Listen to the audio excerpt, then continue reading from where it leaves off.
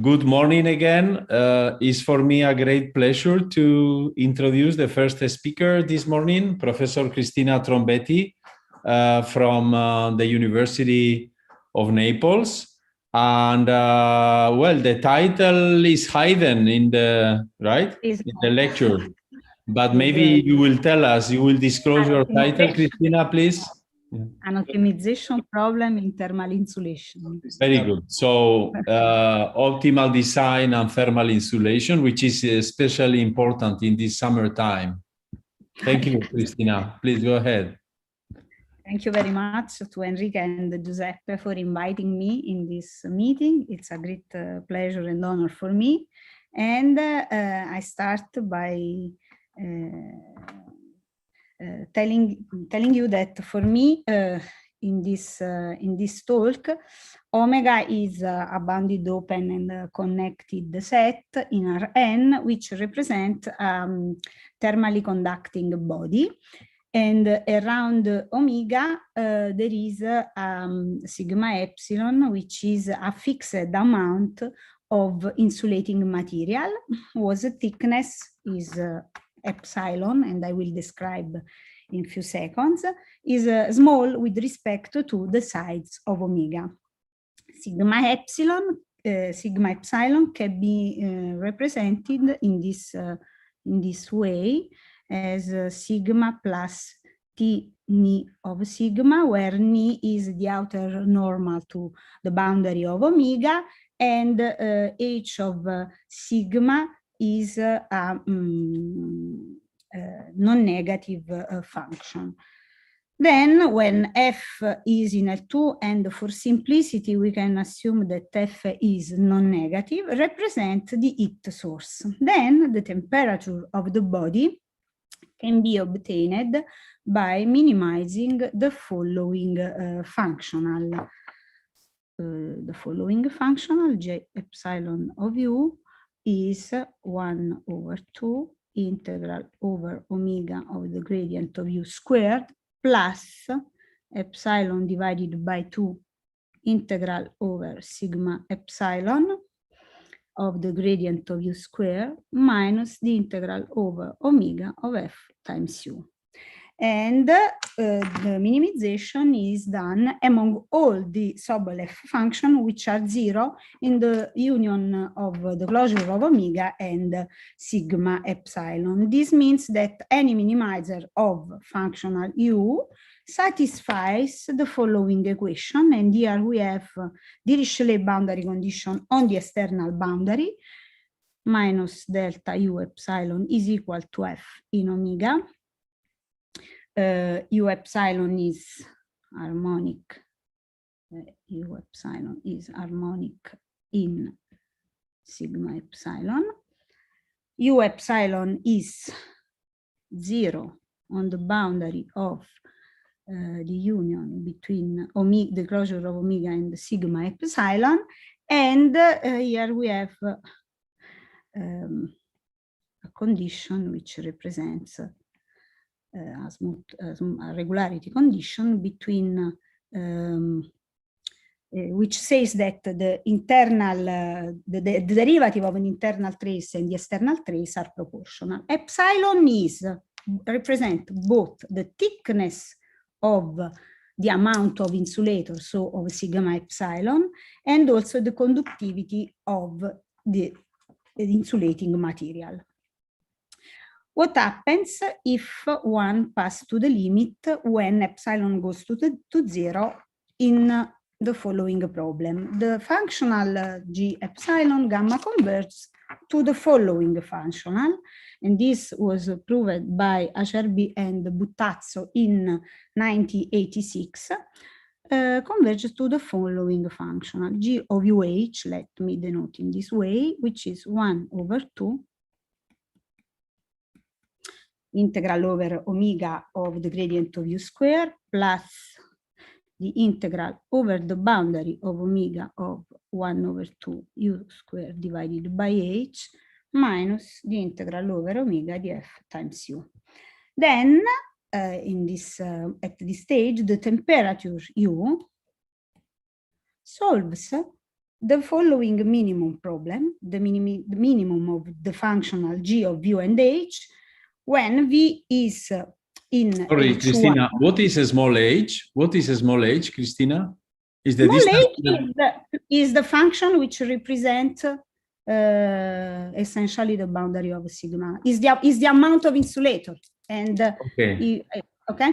Okay, so is the how far you go on this layer? Exactly. Okay. Exactly. Exactly how far you go in this layer. Mm-hmm. Mm-hmm. And then the temperature solves the minimum problem, the minimum of G among all H1 function, and it satisfies the following problem, which is not much more a Dirichlet problem, but a Robin minus Laplacian of U is equal to F in omega. And we have a Robin boundary condition, which is A times du divided by dn plus u equal to 0 on the boundary of omega. Then what is the problem now? The problem now is when you are in this situation, when the functional is the following one, and the temperature solves the following Robin boundary condition, Poisson equation with the Robin boundary condition. Now we want to find the best H which provides the best insulating performance when the total amount of the insulator is fixed. What I mean the total amount of insulator is this. I denote by H of M the class of all functions defined on the boundary of omega which are non-negative and for which the integral on the boundary is fixed, which means that you have a fixed amount of insulator on the boundary. And I want to minimize G among all these functional H. Then using the equation, the functional G of H is represented by this, by 1/2 integral of gradient of u square plus 1/u square divided by h minus f of uh. Using the equation, the functional is 1/2 the product minus 1/2 the product between f, the integral of the product between f and uh. This means that when we are minimizing g with respect to h, we are finding the function h which maximizes this quantity. And in the case when f is equal to 1, and so the temperature inside is constant, we are trying to find the best h which maximizes the content. What is then what we are doing? We are trying to solve a double minimization problem because we are trying to minimize with respect to h and to u the following functional. I write again. This is the integral on the boundary. And so we have a double minimization problem. We can interchange the minimization between and computing the minimization with respect to u and then with respect to h. And what happens? This was proved by Buttazzo in 1993 and Bukur-Nietzsche and Buttazzo in 2017, that every time you fix a u which is not identically 0 on the boundary, then the optimal h that you can find here is proportional to the quantity of amount of insulating times the solution. Then you can insert the optimal h, and the double minimization becomes a minimization in H1 of the following functional, which is 1/2 integral of the gradient of u squared plus 1/2m, m is the total amount of insulating, integral on the boundary of the modulus of the solution squared minus the integral of f times u. And now the functional is a functional which depends only on the set omega.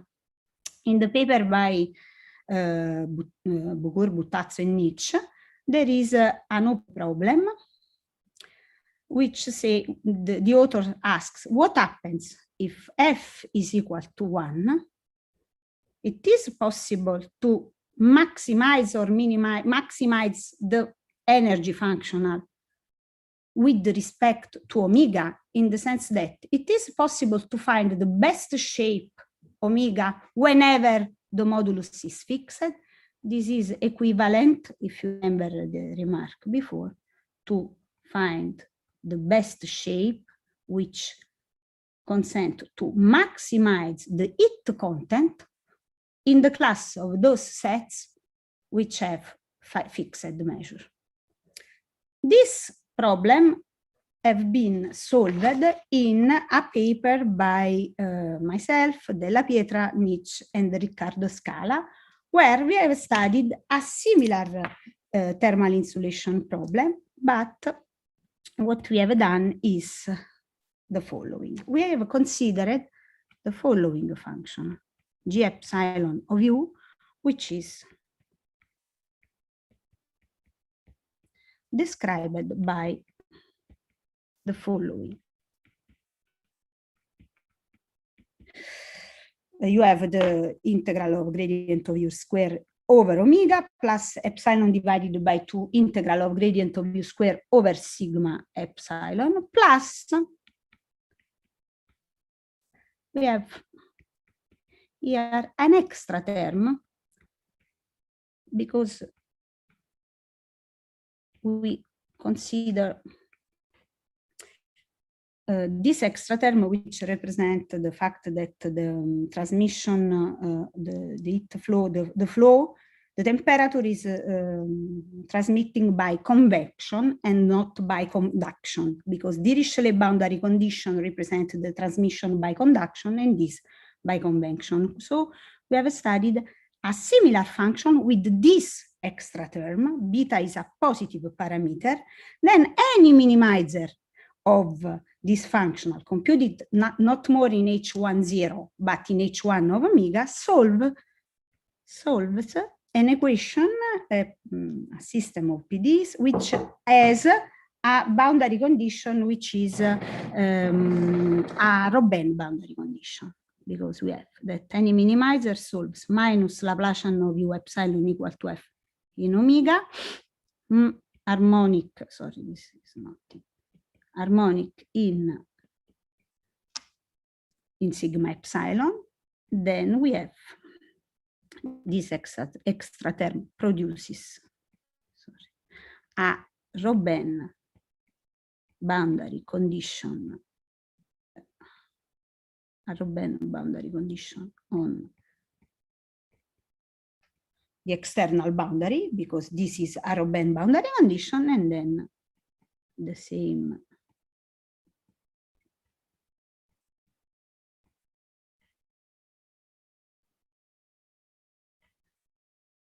on the boundary. So we have this condition, which is a Robin boundary condition, and which makes the difference between this functional and the functional studied by Bugur, Buttazzo, and Nietzsche. What we have proved in this case is that when epsilon goes to 0, the functional g epsilon gamma converges to the following one, which is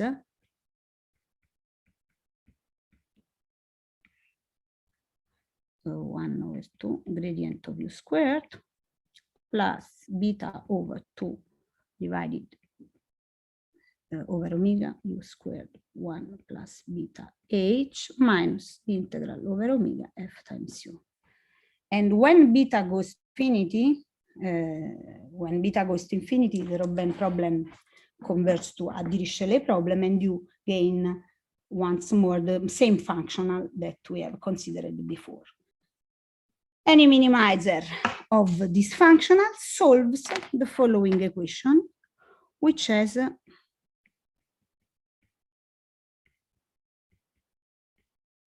Robben boundary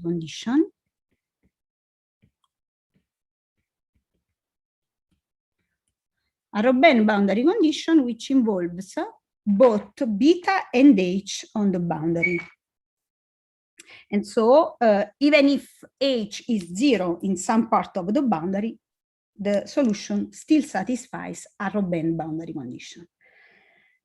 Once again, the problem is find the best h or the function h which provides the best insulating performance when the total amount of insulator is fixed. And so we are still studying a double minimization problem with respect to the function v, which is in H1, and with respect to the function h, which is a function which has the L1 norm fixed.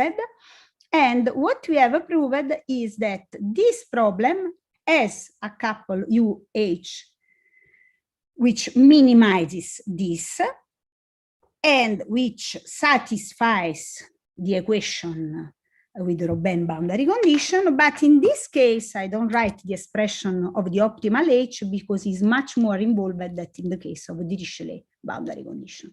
So also in this case, we have an optimal H and an optimal U, and both the two are minimizing the functional, and the couple solves the equation. Then what we have tried to do is to answer to the question that Bucurnic and Buttazzo, the question which appears in the paper by Buttazzo, Nitsch, and Bucur, which says when you fix the total amount of insulator and when F is equal to 1, what happens to the heat content? It is possible to say that there exists in the class of the set with the fixed measure, there exists a set which maximizes the heat content, and the answer is yes, because we have obtained that in the case F constant, so the temperature is constant inside omega. U and H are the couple of functions which minimizes this functional, and then U and H satisfies this equation, minus Laplacian of U is equal to F inside omega, and on the boundary of omega we have a Robben boundary condition involving both U and both beta and H. Then in this assumption, the heat content, the integral of U, is less or equal of a quantity which depends only on the measure of omega, on the perimeter of omega, on the total amount of insulator, and on beta. And the equality holds whenever omega is a ball and the function h is constant on the boundary of the ball. Observe that when beta goes to infinity, which covers the Dirichlet boundary condition, and then this term disappears, we can answer to the question posed by Bucurnic and Buttazzo. And so the ball is the set which maximizes the heat content in the class of set with fixed measure and total amount of insulating given.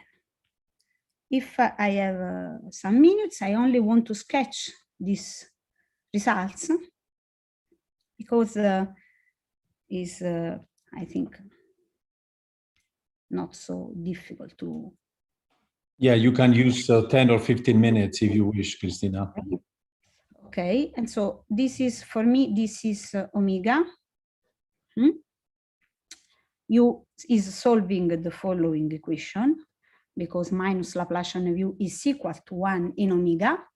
Then we have a Robben boundary condition. And recall that the integral of omega over the boundary of omega of the function h is equal to m. Then I consider the set where u is greater than t. since U is satisfying a Robin boundary condition, part of the boundary is inside of omega, and a part of the boundary of this set is on the boundary of omega. Okay, then what I will use is that for me, mu of t is the Lebesgue measure of the set where U is greater than t, so the measure of this set, and P of t is the measure of the, let me say, the perimeter of the set where U is greater than t. That means the measure of the boundary of the set where U is greater than t.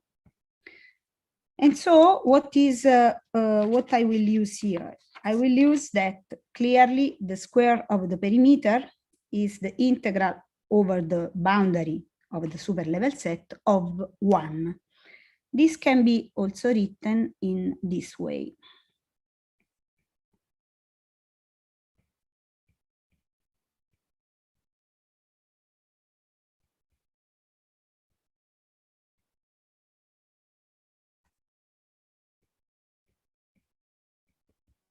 And then by using Hilder inequality,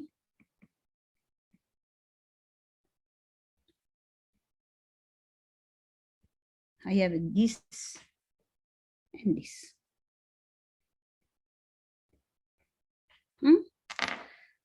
Then what I do now? This term, remember that the boundary of the set where U is greater than t has a part which is inside omega and a part which is on the boundary of omega. So in the part which is inside, this is the gradient, the modulo of the gradient of U. The part which is on the boundary of omega, I use the Robin boundary condition. Here, I do the same, because here I have 1 over, and so inside I have 1 over the gradient, and then on the boundary of omega I have 1 over this term.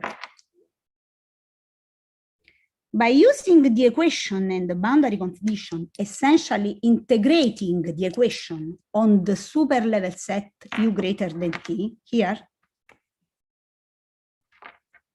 this first term is the measure of the superlevel set. Coarea formula ensures that this is its derivative. The distribution function is a monotone increasing function. And then I have an extra term here. So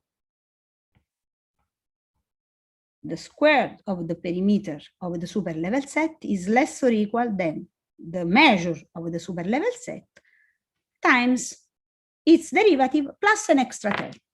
I use isoperimetric inequality and the fact that the measure of the superlevel set is always less or equal than the entire measure, and I have this inequality.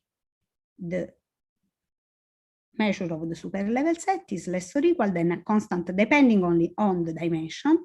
This is this time this plus the isoperimetric inequality. Here I have used this equality, and I have only this extra term. What I do now, I integrate this inequality between 0 and the also plus infinity is good. The measure, the L infinity norm is the same. And what happens that when I integrate it here, it's immediate, the integration. Here, I can use Fubini theorem. And when I use the Fubini theorem, in this last term, I have the integral over the boundary of 1 plus beta h divided by beta, which gives 1 over beta times the perimeter plus the integral of h is m plus m. This gives the L1 norm of the solution, and then I have obtained the desired estimates, which is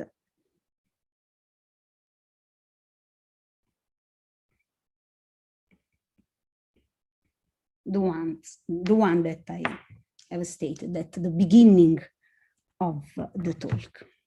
And so, essentially arguing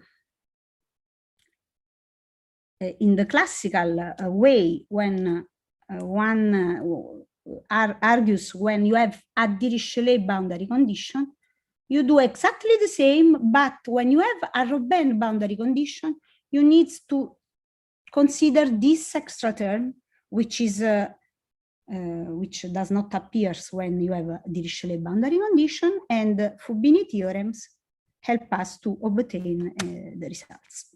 And I think that I can stop here, and I thank you very much for your attention. Thank you, Christina, for this very interesting talk. It's now time for questions and comments.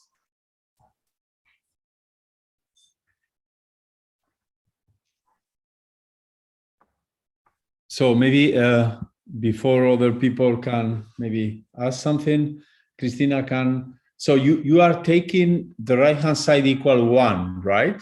Yeah. So to which extent? So I understand that this is very natural from the point of view of optimal shape design. Mm-hmm. To which extent is there any automatic result saying that whatever you are doing for the right-hand side 1 will also be true, for instance, for the first eigenfunction, or vice versa? When you have here the first, when you consider here the eigenvalue problem, and you consider the eigenvalue problem, and you have a Robin boundary condition, you can try to, the only fact that you know is that you can compare the eigenvalue. You know that the eigenvalue is minimum on ball with the same measure, but this is proved with a techniques which is not exactly this. But if you are able to have a comparison result with a general f on the right-hand side, you can deduce something on the first eigenfunction. And we have some results in some cases. In dimension 2, we have some results, and in dimension 2, you can gain the comparison result for the eigenfunction via the comparison result with the Poisson equation with a general f. See, I understand. So the first eigenfunction you can use Klein-Rudman, and then you have to in the case of the Robin boundary condition. When you use yes. Okay. Thank you, Christina. So I understand that then dealing with the case f equal 1 is somehow narrower than dealing with the first eigenfunction, right? Because the first eigenfunction requires... And in the case of the first eigenfunction, when you have also, so for instance, a Dirichlet, you consider the problem of Buttazzo, Nietzsche, and Bucuri, you can also have, in some cases, also the breaking of symmetry. And so sometimes it's also better or to not isolate or to isolate not in a symmetric way. So when you consider the first Dirichlet eigenfunction, you can have, in the general case, some strange happenings. Okay. Thank you. Other questions or comments from the audience? Either on the chat or in YouTube, in Netflix, somewhere? No? Okay, so otherwise, we thank Christina again. Thank you, Christina. Thank you very much. And then we have how many minutes, Giuseppe? 2 or 7 minutes of the break before we start with Dogman? Maybe 7. 7 minutes break. So enjoy your nth coffee, okay? See you in 7 minutes. Ciao. Ciao. Thank you for your talk. Giuseppe, aspetta che mo devo disconnettere tutto, aspetta un attimo. Ecco qua. Ecco, è andata? Perfetto. Ho disconnesso, vero? Oh. Perfetto. Dognam, if you want to, you can try to share your screen. Sure, I can ask it. Perfect. Full screen. So you can see it. This perfect. Thank you. The pages. Good.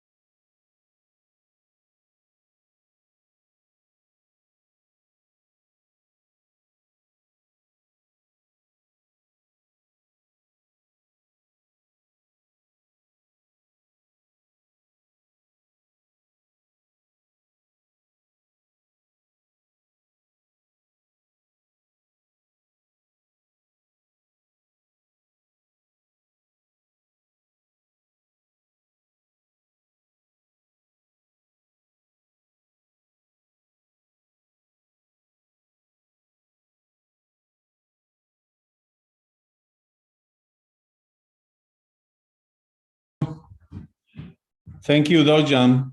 The next talk then will be delivered by Dogman Ko from the Catholic University of Korea on model predictive control with random batch methods for a guiding problem. Thank you, Dogman. Thank you very much for introducing me, and it's really my great pleasure to talk about this topic in this workshop. This is about how we can use random batch method for a guiding problem. A guiding problem is about the interacting particle system, and this work is joint work with Professor Joshua. So first, I want to introduce what is the problem that I think I'm considering and how we can use random batch method on it.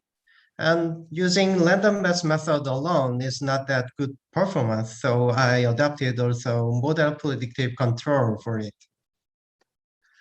Okay, the problem is the herding problem that a few shepherd dogs steer the sheep to the desired position. So here in the left figure, you can see that there are quite dozen of sheep, but only one dog can control them.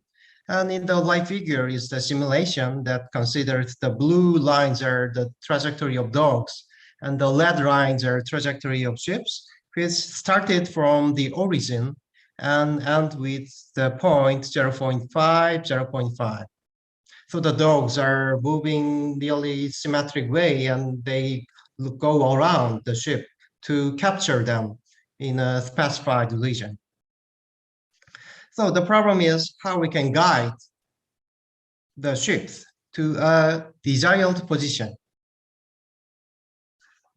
And this is based on the paper of Escobedo and Ibanez and Joshua in 2016 about how we can model the ship and dog problems. And there are quite many similar papers about how we can make optimal control formulation.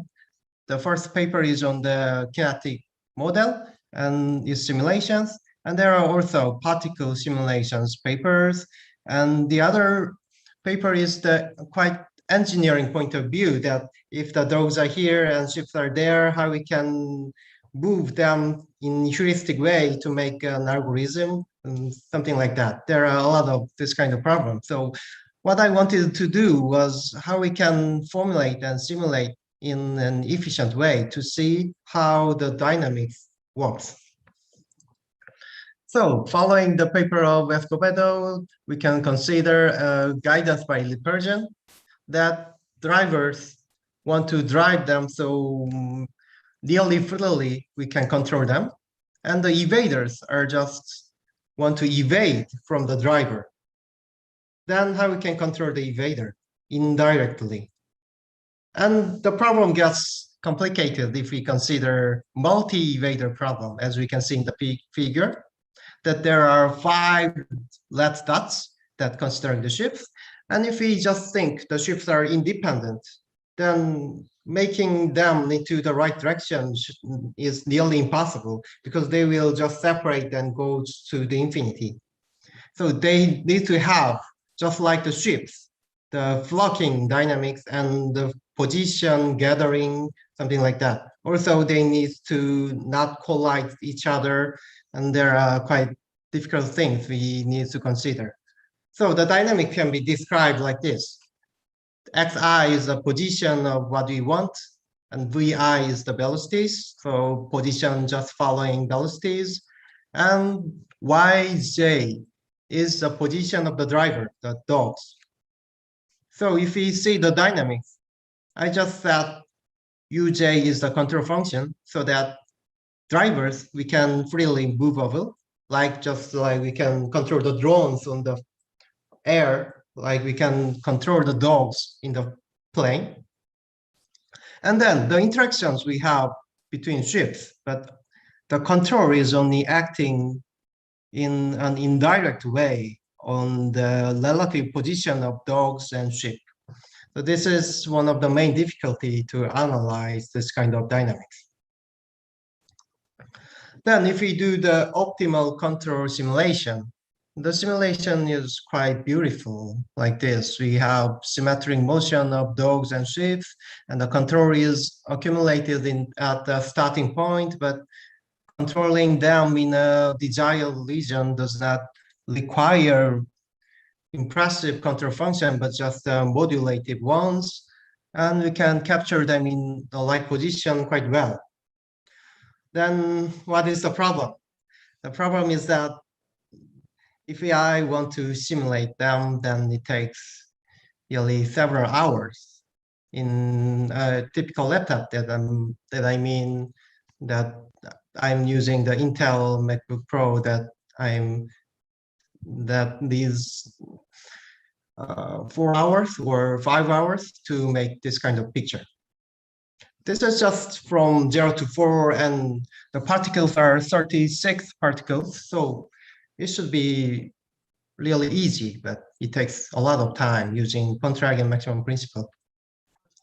So what can be the problem? The difficulty maybe comes from two kinds of things. One is the long time behavior, because I need quite stiff interaction function to avoid the collision, which means singular corners in the interacting particle system. That the time step should be really small, and for just 0 to 1 or 0 to 4 time is quite difficult. And also, at each time, we need n² computational complexity. Why? At this time, we have n particles, and n particles are interacting each other, so it's order of n².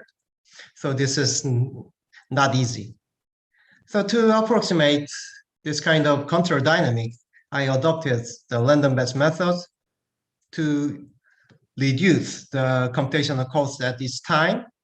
And this was not enough, so I adopted MPC to handle the long time horizon.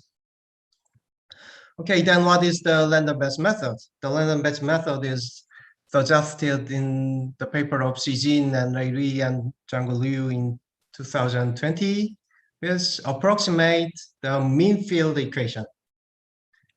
In the mean field equation, if I go back to the dynamics of the guiding problem, there are 1 over n minus 1 and summation from k equal 1 to n, a xk minus xi. This a function is the interacting corner, so maybe we can consider just similar to the constant function or Gaussian. And we have interaction of n here and also n here. So this is the main difficulty to simulate the evolution of time. So here, random-based method want to average this, want to average the total mean of the interaction. So what can you do? Random-based method considers it as like a stochastic gradient descent that uses mini batches. That just think about not the total average, but sample average. So we choose p particles and we average it using p minus 1 interactions. That means for each particle, we make small groups of them, and each group we consider the sample average of the dynamics, and between the groups, we just think they are independent. But sure, if we use it for the whole time, the groups are decoupled and the dynamics is violated. So what we should do? They discretize the time.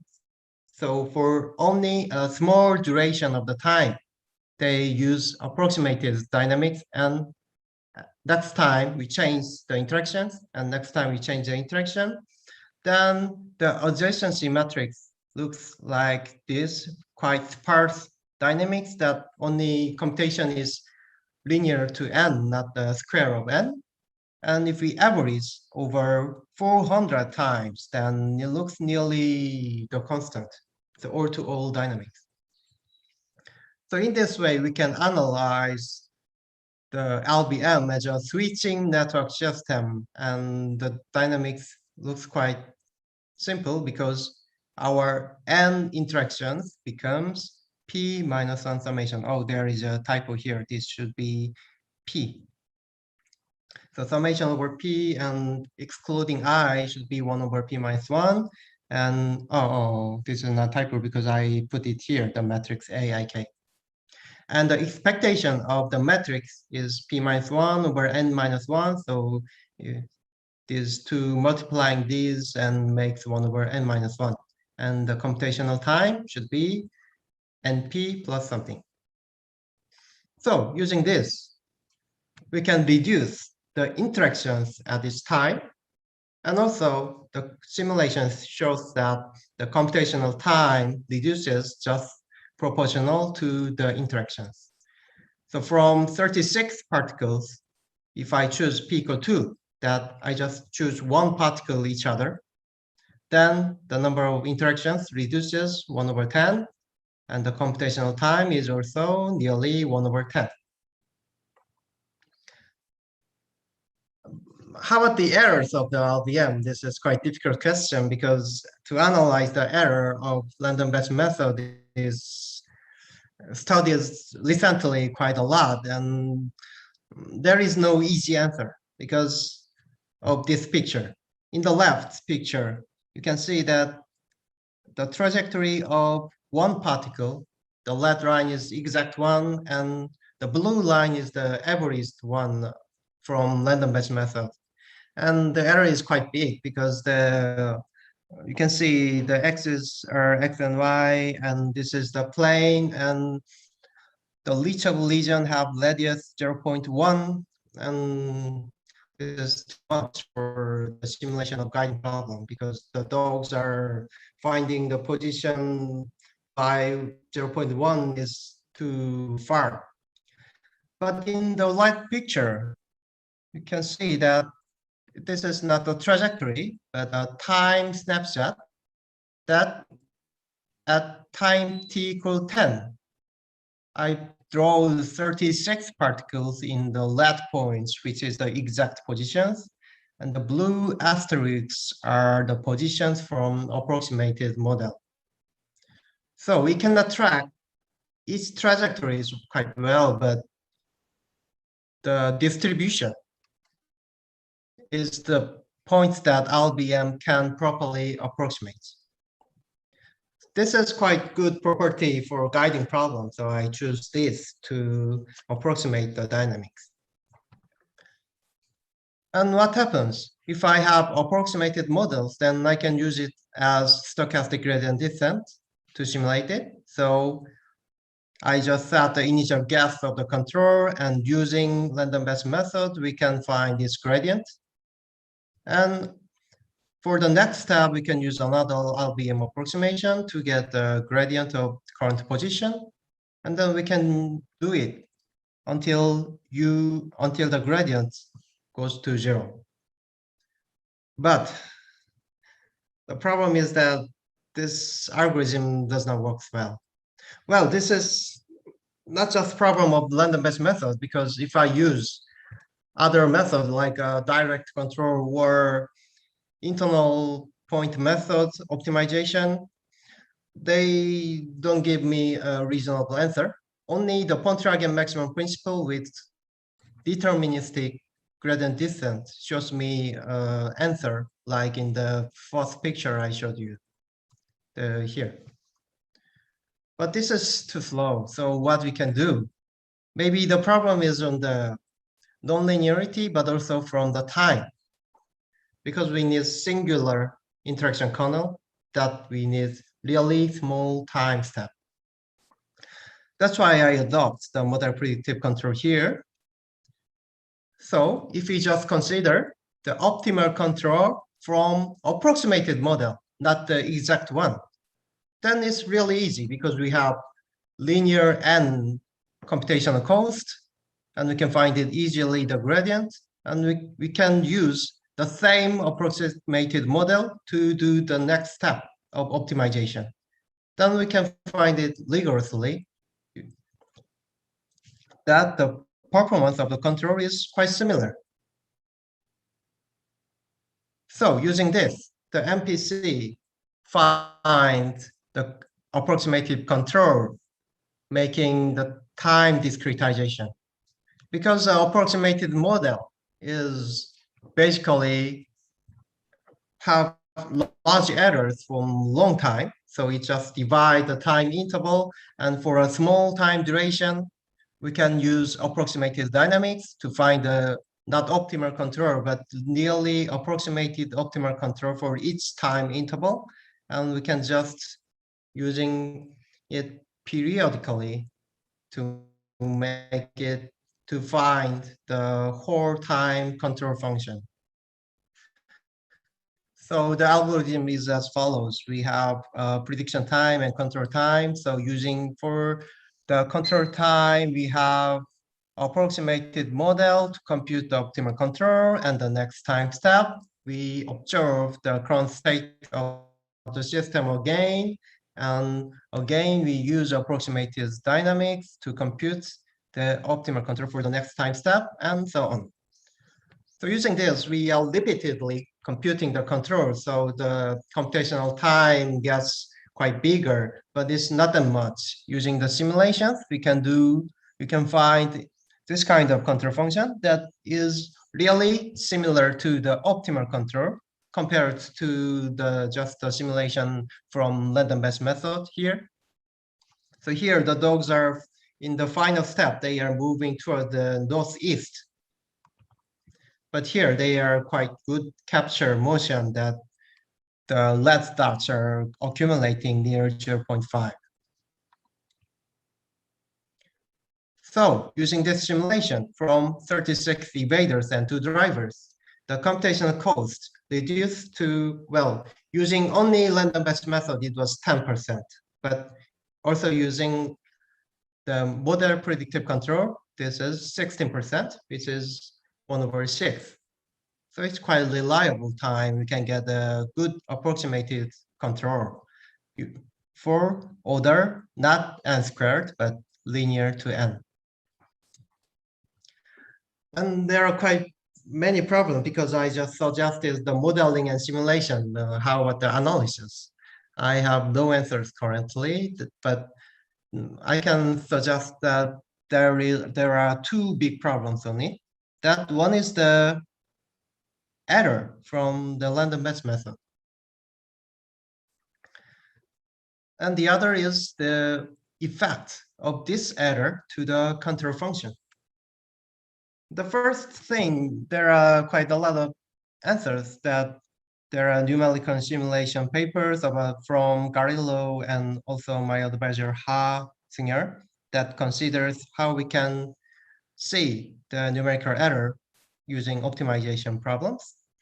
And also there are several estimates that I did recently and also from other researchers about contracting systems or first order systems or simple second order ones, but there is no analysis on guiding problems like Hamiltonian system and other parts.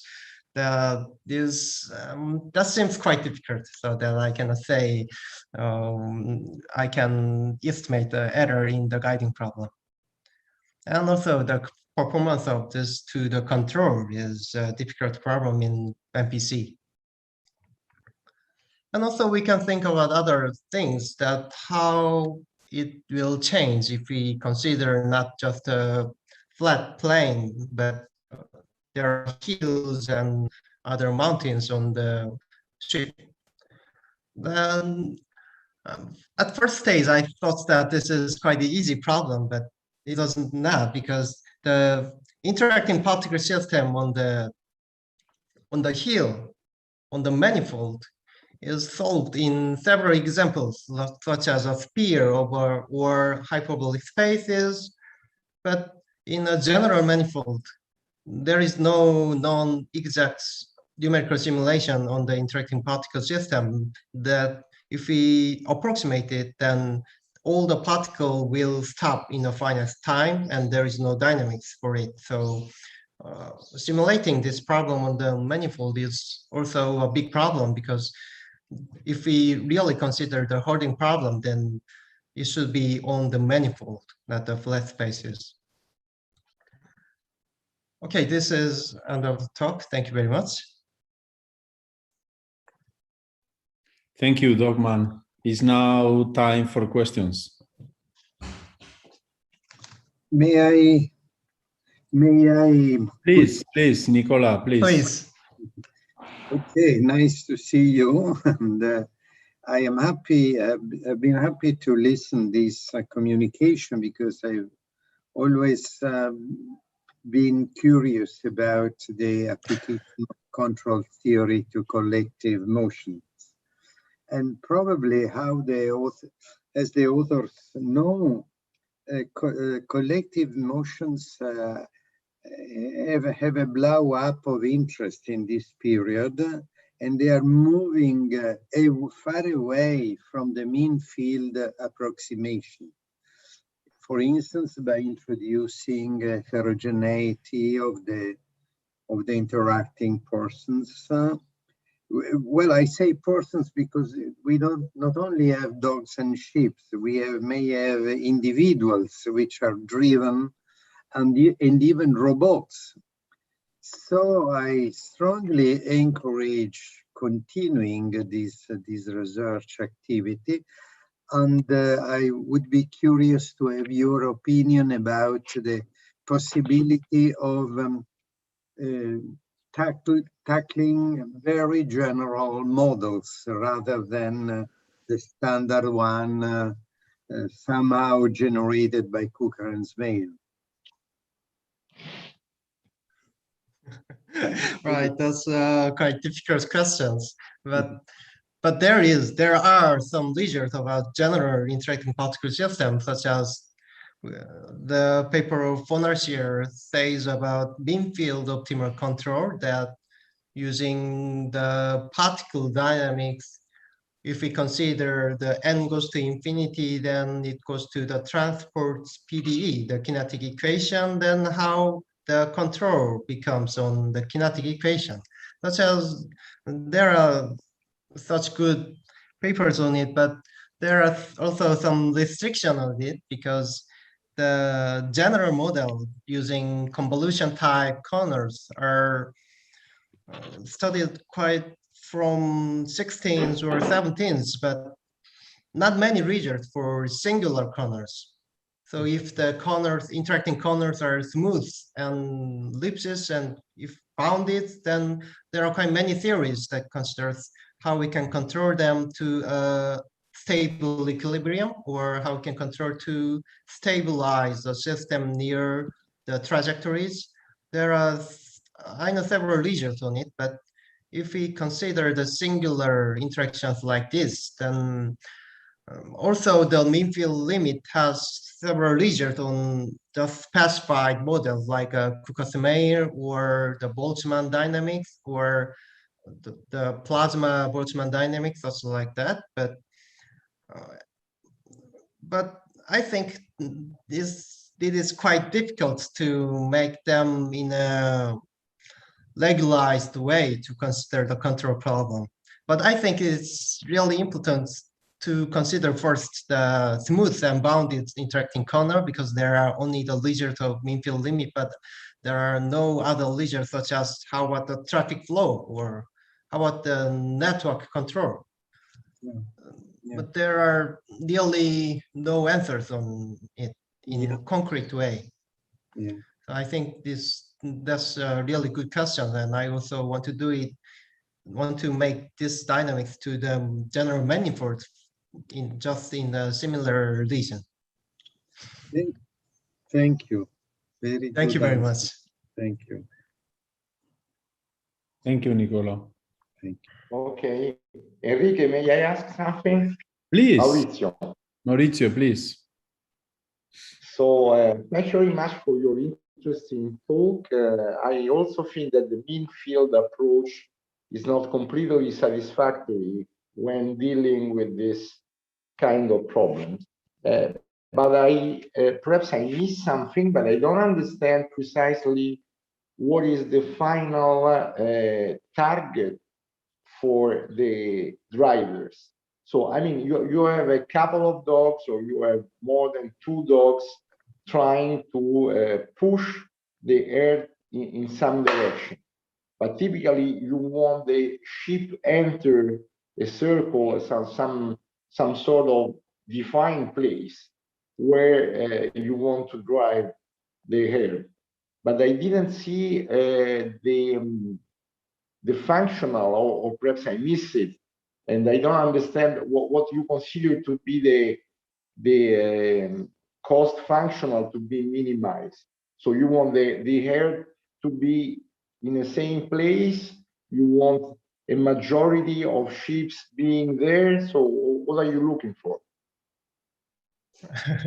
First, I should say sorry because I didn't explicitly write down the cost function. But if I say the cost function, then it should be the objectives of this problem is to guide the particles to near the positions. But Can you show the particles are... Dogman, why don't you show the cost function? It will be, I think, more clear for everyone. Right, I'm sorry. I just deleted it accidentally, maybe. No, or at least give an idea. I mean, I can imagine that you don't care if one or two ships are outside the circle, for example. Right. So it's average kind of functional. You want the majority of the ship being safe at some place, I guess. Huh? Right. So here I just set for the simulation, I set the cost function as the sum of L2 distance from the target position and the particles position, just the average of it. So if there are several particles out of it, then maybe it does not care about it. And the cost function also contains that. So you don't really care if one or two ships are outside. Because right, for this simulation, right. For this simulation, right. Okay, no. I was wondering which kind of function you were minimizing. No, but I have got the idea, and I think that this approach is really very interesting with respect to mean field games. That is completely different kind of system.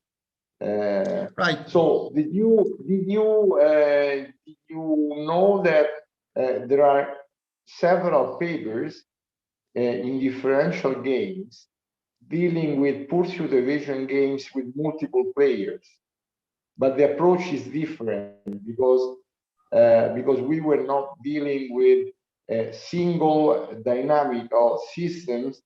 So we were dealing with single dynamical systems, and we were not considering repulsion kind of laws like in the Cooper's-Mail model. But there are several papers from the Russian school, for example, Pasco, and people coming from the Ekaterinburg School of Differential Games. Well, I can send you the reference.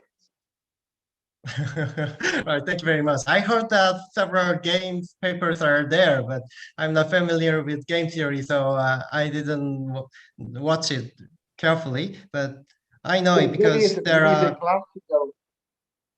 There is a classical branch of differential games dealing with pursuit evasion games. But then you have to deal with the precise dynamics of every ship in your case. Right. So in that case, many people work with mean field games to approximate the ship's dynamics. Thank you very much. So thank you very much. So maybe Maurizio is asking about this. So when does the mean field limit apply? When you have 1 million ships or 10 million, or how many ships do you need to apply the mean field model?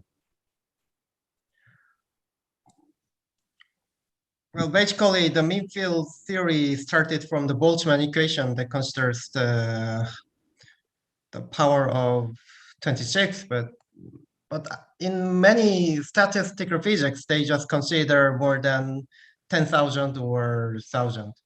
And also the consensus models are applied to the 100 of individuals, and they just using mean field limit. And I think if we just think the central limit theory or other probabilistic theory, maybe more than 100 is enough to consider as them as a density function.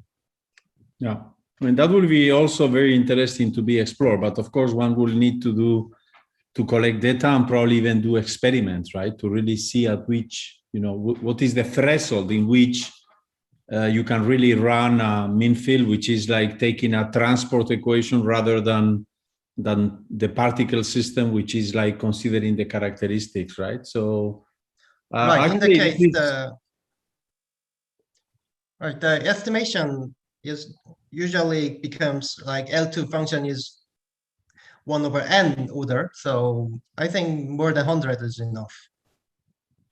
Well, it's enough for what, right? It depends on the precision of, yeah, I mean, yeah. Right. So, yeah, this will amount to, you know, to really look to error estimates, but also, you know, check how big the constants on the consistency estimates are. And I mean, this is probably, yeah. And as Mauricio said, this might also very much depend on what is the objective function, right? So for instance, sure. Yeah, so Mauricio, in Basque Country here, you have competitions of shepherd dogs, and then in that case, the number of sheep is not so big, it's maybe 20 or so. But if you miss one, I think you miss the competition, right? So in those cases, for instance, it's important that you are able to, you know, to drive the 100% of the flock, of the herd, you know, to destination, right? And and I think for the shepherd, this is always true. I mean, I think shepherds don't like missing sheep, right? Even if they have 1,000, they don't want to miss 3 or 4, right? So the 100% aspect makes the problem rather tricky. And of course, when you are dealing with an optimal control strategy, this is what Dogman was doing, right? So just take an optimal control function and penalize, you know, like in a multi-criteria optimization problem, the size of the control, the distance to the target, and so on. When you are doing this, well, the optimal control strategy doesn't necessarily guarantee that you are controlling 100% of the ships, right? Because maybe controlling the last few might require a lot of control, right? And this is actually what you see when you look to these shepherd dog, you know, competitions. You see that most of the energy of the dog and the shepherd is often devoted to just make sure that the most nervous sheep is not getting away, right? And he's trying to bring, you know, this, you know, avoiding dispersion, trying to keep, you know, the herd, you know, gathered together. This is what actually takes, right, the most time. Yeah. So here, for instance, we don't take into account the psychology of the ships, right? But not all ships react equally, right? In particular, when there's some noise or so, you know, yeah. But this will be the next paper, right? So when we analyze also the psychology of ships, right? Okay, I try to do it. When you do it, keep me informed. I am very much interested in heterogeneity. Yeah. Okay, thank you very much for these comments, Nicola and Mauricio. Are there any other questions or comments?